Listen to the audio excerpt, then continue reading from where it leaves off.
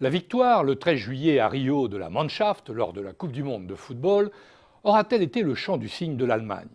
Il y a un mois, la question aurait paru incongrue. L'économie allemande caracolait et sa diplomatie élaborait avec Vladimir Poutine un plan de paix pour l'Ukraine. En un mois, le décor a complètement changé, à tel point que certains s'interrogent. L'Allemagne est-elle sur le chemin de la roche tarpéienne?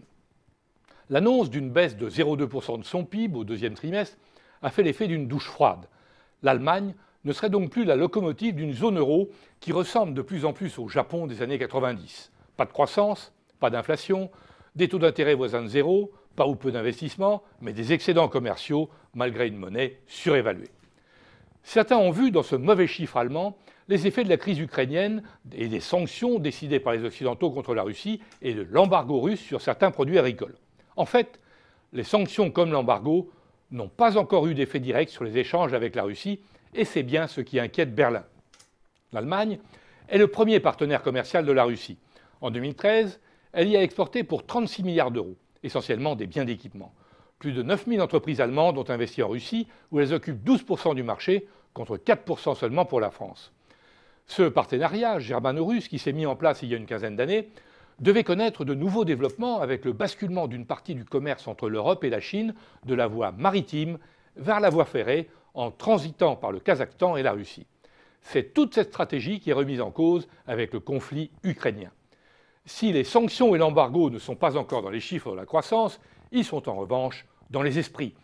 Les entrepreneurs allemands ont perdu le moral au début de l'année, au moment où a éclaté la crise en Ukraine. Cette brusque tension aux frontières orientales de l'Europe n'a fait que les rendre un peu plus frileux dans leur stratégie d'investissement, notamment en Allemagne. Un déficit d'investissement qui s'explique aussi par les coûts très élevés de l'énergie outre-Rhin et une hausse attendue des coûts de la main-d'œuvre avec les dernières mesures sociales prises par le nouveau gouvernement de coalition. Les Allemands consomment toujours peu, ils n'investissent pas chez eux et seul leur commerce extérieur tire la croissance.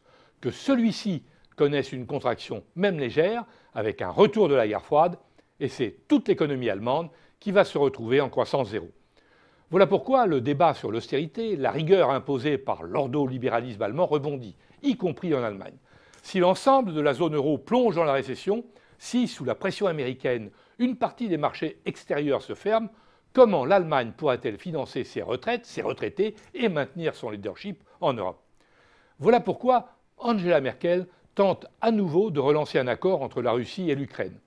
Un accord que l'on avait presque trouvé lorsqu'un missile a détruit en vol l'avion de la Malaysia Airlines. Nul doute que l'Amérique ne fera rien pour faciliter un tel accord. Elle a trop intérêt à détacher l'Allemagne de ses liens avec la Russie et à mettre définitivement l'Europe sous leadership américain, en ravivant la bonne vieille guerre froide. Si Angela Merkel et la diplomatie allemande réussissent malgré tout à apaiser les tensions en Ukraine, Berlin s'imposera non plus seulement comme le leader économique de l'Europe, mais comme le leader politique. Il ne lui resterait plus alors qu'à relâcher un peu sa politique d'austérité pour faire repartir la machine et retrouver le chemin du Capitole.